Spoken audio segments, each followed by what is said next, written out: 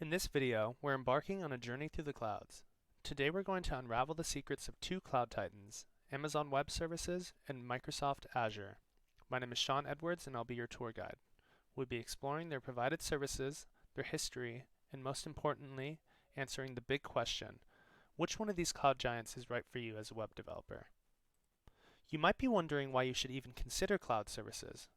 Well, we're about to unlock the secrets that make cloud computing a game changer. Scalability beyond imagination. Cloud services are very flexible. Whether you're a small startup or a global corporation, you can scale your resources up or down in an instant. No more waiting to provision hardware, and no more overcommitting to infrastructure. Cost effectiveness. Cloud services are budget friendly. They let you pay for what you use, avoiding hefty upfront costs for hardware and maintenance. Think of it like renting a car. You pay for the journey, not the car itself. Global reach and redundancy. Cloud providers have a worldwide presence. They offer data centers in multiple regions, ensuring your applications are closer to your users. This means faster load times and enhanced redundancy to keep your services up and running. Cloud services are forgiving. Cloud services allow you to experiment and innovate without fear of failure. You can test new ideas, deploy applications faster, and adapt to market changes in the blink of an eye. So why cloud services? They're the magic wand you need to transform your work, making it more agile, cost-effective, and secure. Now that we've discussed the whys of cloud computing, we will delve into the histories of our two cloud giants and how they came to be. We'll start with AWS. AWS's remarkable journey began out of internal necessity. In the early 2000s, Amazon was not the same company we know today. It was simply an e-commerce business, and at the time it was struggling with scale problems due to its rapid growth. In 2000, Amazon wanted to launch a website called Merchant.com, which would essentially be a tool for third-party merchants to build shopping sites on top of Amazon's engine. They ran into issues here because, like many other startups, they had not planned for future development, and their development environment was completely disorganized. Amazon decided that they would do the work to untangle the mess and separate their environment into well-documented APIs. Despite this improvement, Amazon still was plateauing in terms of development. Software engineers were apparently all building their own resources for an individual project, putting no thought to scale or reuse resources. Because of this, the teams at Amazon set out to build a set of common infrastructure services everyone could access without essentially reinventing the wheel every single time. This set the groundwork for AWS. In 2006, Amazon introduced Elastic Compute Cloud, a groundbreaking service that revolutionized the way businesses deploy and scale their applications. Since then, AWS has grown exponentially, shaping the cloud computing landscape. Microsoft Azure was first announced October 28, 2008.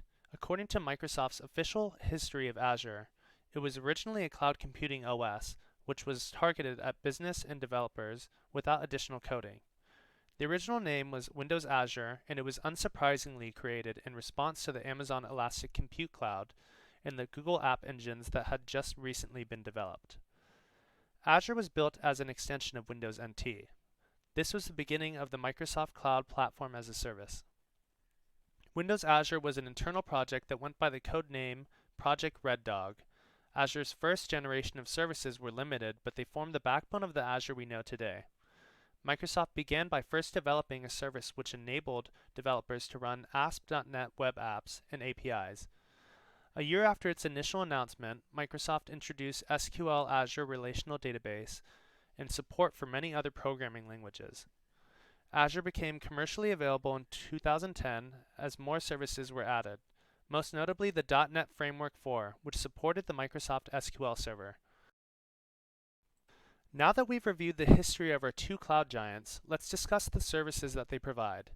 Because it would be impossible to discuss every single tool that each of these cloud services provides within a 10-minute video, we will highlight some of the tools that will benefit you as a web developer the most. We'll start with AWS. Like many other cloud services, AWS has a plethora of tools in its arsenal.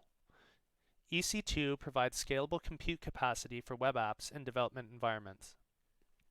Developers can deploy and manage virtual servers and use these instances to host web apps, databases, and content management systems. Amazon S3 provides scalable storage for data and media. It is ideal for static website content such as HTML, CSS, JavaScript, images, and videos. AWS Lambda runs your code in response to events without the need of managing servers. This proves very useful in the realm of interactive web applications. Elastic Beanstalk handles infrastructure and platform details, simplifying web application deployment. Amazon Relational Database Service, a collection of managed services, provides you with 6 familiar database engines to choose from. You can set up, operate, and scale databases in the cloud. Continuing on, we will discuss some counterparts to AWS's tools that Azure offers. Azure Virtual Machines provide similar function to AWS EC2. It provides scalable compute capacity and allows flexibility to choose between standard and premium storage. Azure's Blob Storage provides scalable storage for unstructured data like HTML, CSS, JavaScript, images, and videos.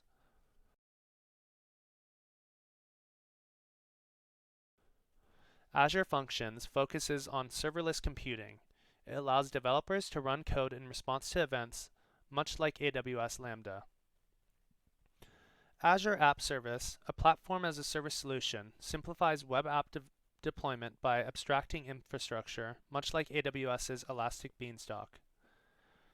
Like AWS's RDS, Azure SQL Database provides a scalable platform for hosting SQL Server databases.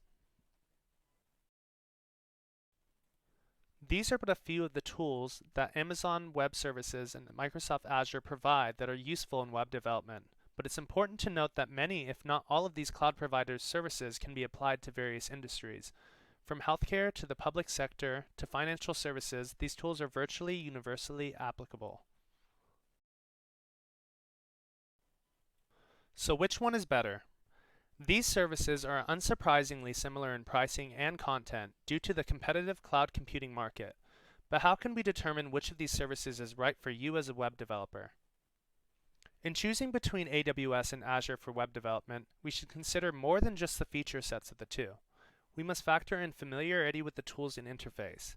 How comfortable are you working in this environment? Remember, Azure's strength lies in its seamless integration with Microsoft products, which can be a game changer for organizations that rely on these tools. Here we can see an example of using Azure Functions to build a serverless computing web application. The platform's flexibility and broad set of services make it a natural choice for a wide variety of use cases. If your comfortability lies in the Windows OS and with Microsoft products, Azure is the obvious choice.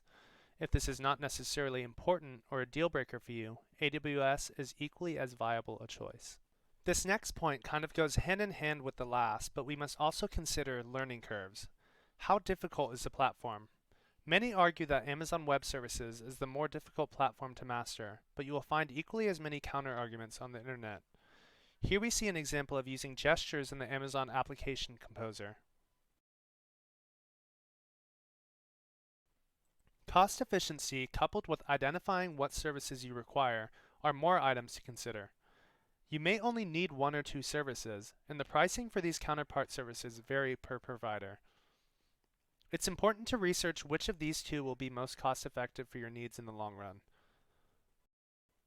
It's difficult to determine which platform is better and which platform is easier, but the beauty of these cloud providers is that they allow users to try out their services for free.